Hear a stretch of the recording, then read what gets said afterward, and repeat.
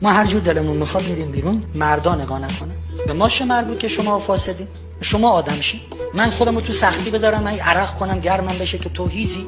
شما تو فصل آلبالو گیلاس بریم تو این کوچه باقیا، میبینید که هر کسی رد میشه وایساده داره میخوره و تا شاخش هم نشکنن ولکن نیستن. اول گیلاسا آلبالوی دم دستو میخورن، بعد بعضی یکم بالاتر میپرن میخورن، بعد حالا یه دونه گیلاس مونده اون شاخه بالاییه.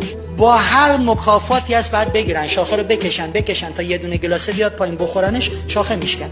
کدام آلبالو، کدام گیلاس، کدام شاخه مسون میماند؟ اونی که توی باغه. همین که شاخه از دیوار باغ زد بیرون دیگه دست تو نیست.